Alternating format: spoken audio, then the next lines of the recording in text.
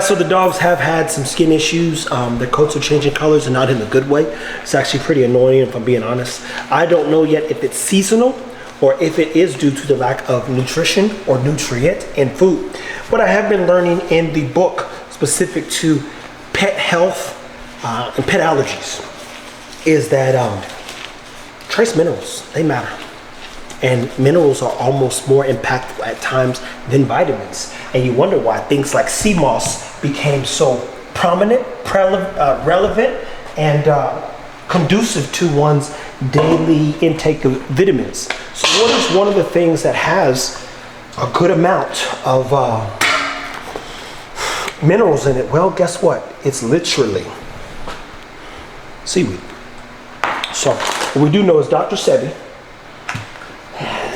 did quite a few things. And when I say we do know, I'm not assuming you know or I know or anybody really knows, because nothing is in fact true in this life.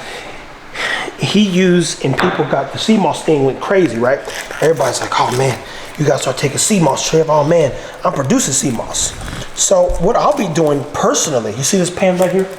I bought this nice pan. It's a nice pot, my bad. Look, it's empty, it's shiny, it's new. I peeled the sticker off the other day. God, this is a pretty pan. Pop.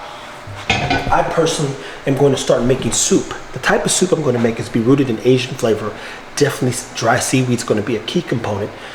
And I'm even going to try to find a way to mask both liver and heart. It's a 24-hour process when you make something super nutrient dense and you enrich it with all the stuff that we need to stay pretty young, or what they say, pretty hot and tempting. Girl, you fat. Remember that right there? Boy, girl, you fat. Boy, I ain't fat.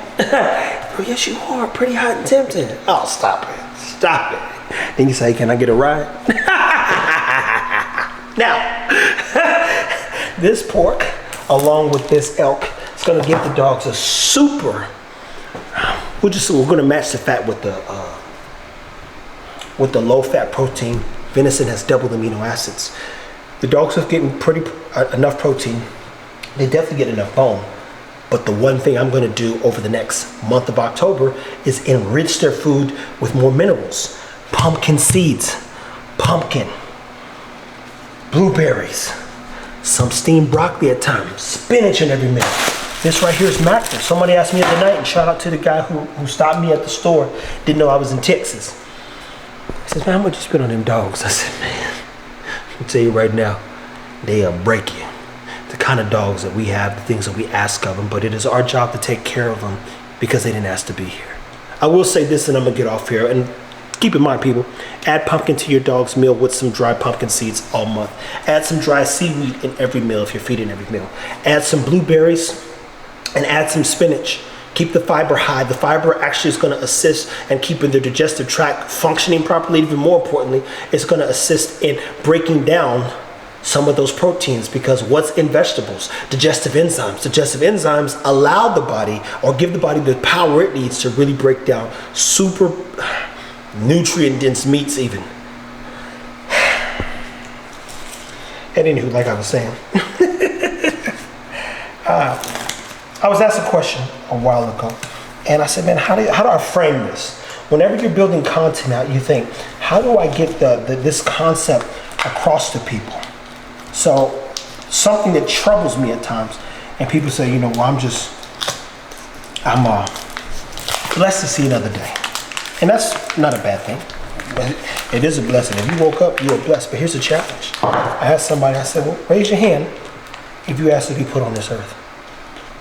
Somebody raise their hand. Did you ask to be here? Then I asked them another tough question.